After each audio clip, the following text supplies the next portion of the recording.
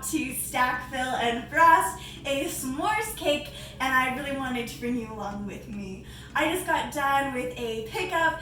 They loved it so much, the customer did, and so I'm just buzzing with excitement. It went spectacularly well, and I just want to channel all that into this cake. Alrighty, to start off, I have my turntable and a portion of a silicone mat I actually chopped up, and it works great to make sure our cake board or cake drum doesn't go slipping or sliding. You can also use a non-slip mat or a piece of tape, whatever works best for you.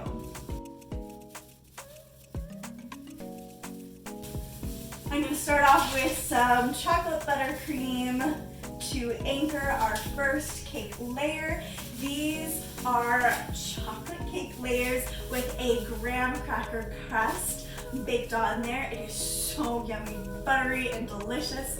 Oh my goodness. So I previously baked these cakes and they've just been chilling in the fridge, so they're nice and solid, ready to go. So we're gonna start with our chocolate frosting and create a border pretty thick.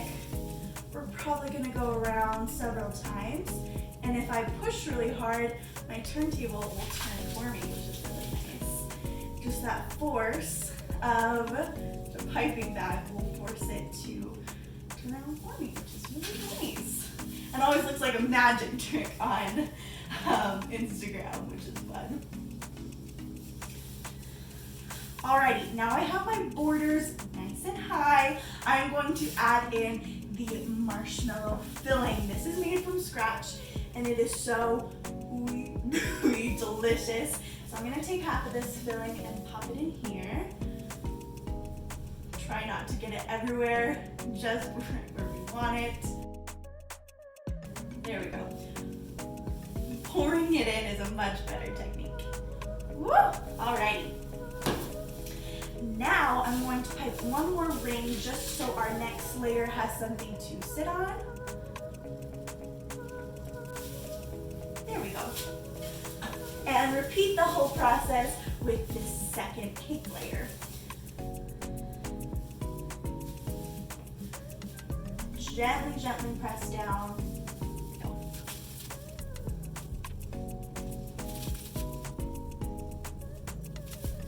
So I've done 2 rings around, and I'm going to do one more in between those 2 to give it some height so we can put in maximum amount of filling possible. Add our marshmallow cream.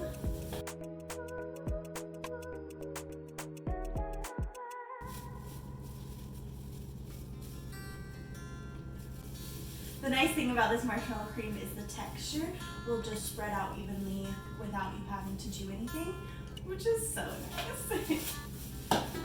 Alrighty, one more ring around the cake, and then we'll put on our final layer.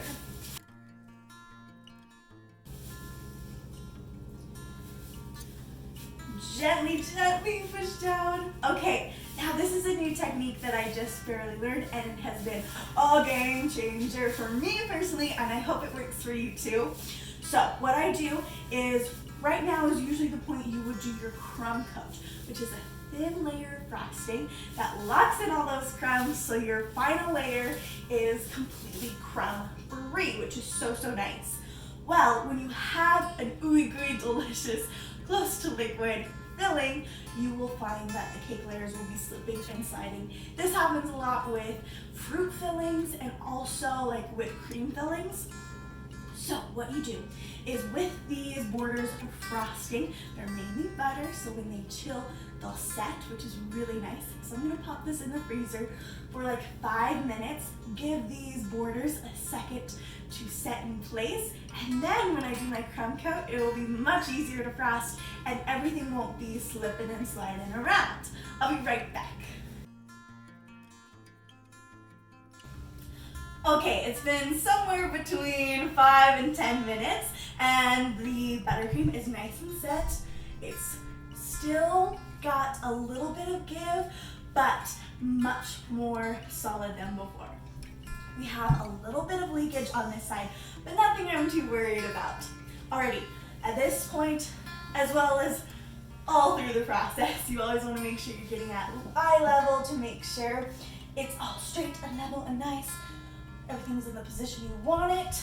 Alrighty, now I'm going to pipe on the rest of my chocolate buttercream to get started on this crumb coat.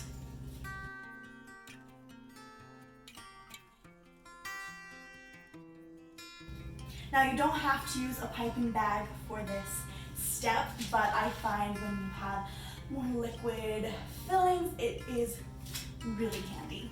Alrighty, I'm going to use my offset spatula. I love the offset, but you can use whatever feels best in your hand.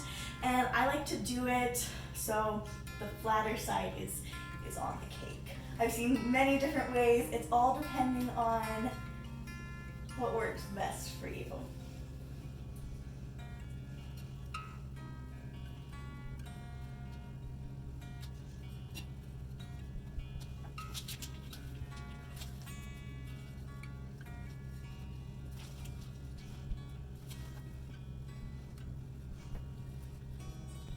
Okay, now that all the frosting is spread and I'm very happy with it, I'm going to use this long and thin acrylic cake scraper that I got in my Cake Safe kit that I ordered from Amazon. The cake drums, the spatulas, this scraper, most of the things you see here you can find on my Amazon storefront, linked in my bio.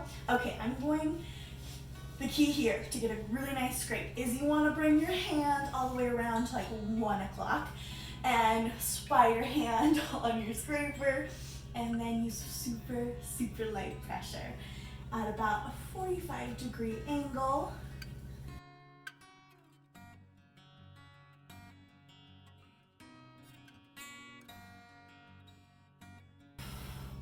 Don't forget to breathe.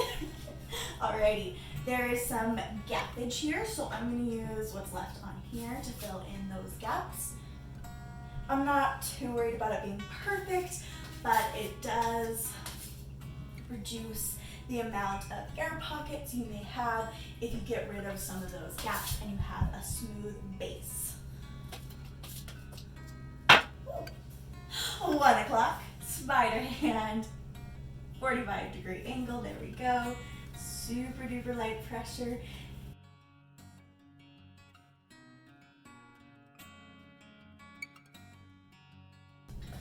You can also put extras on the top and then use that to cover the top.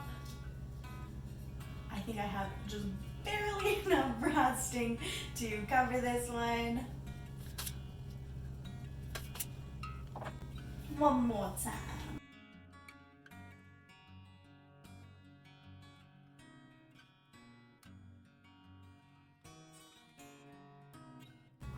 All right, not perfect, but I'm super happy with it. I'm just gonna clean up these edges by making sure my spatula doesn't have any major globs of frosting on it, and then gently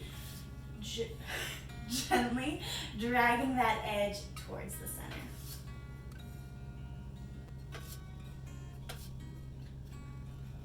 Now this crumb coat is definitely imperfect, but that's totally okay. It is a great foundation for a super awesome cake. Alrighty, I'm gonna pop it in the freezer so this crumb coat sets, and then I can do my final frost. Thank you so much for watching. I hope you enjoyed, and I can't wait to see you in the next video. Mwah. Bye!